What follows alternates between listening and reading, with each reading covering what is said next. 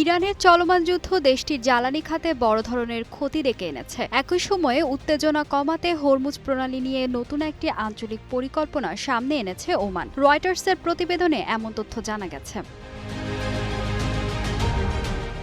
রয়টার্সের প্রতিবেদনে বলা হয়েছে, যুদ্ধের সময় বিভিন্ন হামলায় ইরান প্রতিদিন প্রায় 23 কোটি ঘনমিটার প্রাকৃতিক গ্যাস উৎপাদন সক্ষমতা হারিয়েছে। এই ক্ষতির একটি অংশ আগামী কয়েক মাসের মধ্যে পুনরুদ্ধারের লক্ষ্য নিয়েছে তেহরান। সংশ্লিষ্ট কর্তৃপক্ষ জানিয়েছে, প্রাথমিকভাবে প্রতিদিন 10 কোটি ঘনমিটার উৎপাদন সক্ষমতা ফিরিয়ে আনার চেষ্টা চলছে।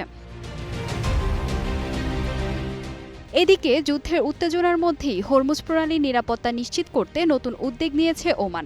রয়টার্সের প্রতিবেদনে বলা হয়েছে, ওমান ইরানের কাছে একটি আঞ্চলিক সহযোগিতা পরিকল্পনা উপস্থাপন করেছে। উপসাগরীয় কয়েকটি দেশের সমর্থনও এই পরিকল্পনার পক্ষে রয়েছে বলে একটি আঞ্চলিক সূত্র রয়টার্সকে জানিয়েছে।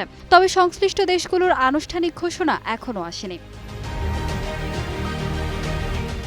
প্রস্তাব অনুযায়ী মালাক্কা প্রণালীর আদলে হরমুজের যৌথ ব্যবস্থাপনা গড়ে তোলার কথা বলা হয়েছে। এতে নৌ চলাচলের নিরাপত্তা, পরিবেশ সুরক্ষা এবং অনুসন্ধান ও উদ্ধার কার্যক্রমে আঞ্চলিক দেশগুলোর স্বেচ্ছাভিত্তিক অংশগ্রহণের বিষয়টি অন্তর্ভুক্ত রয়েছে।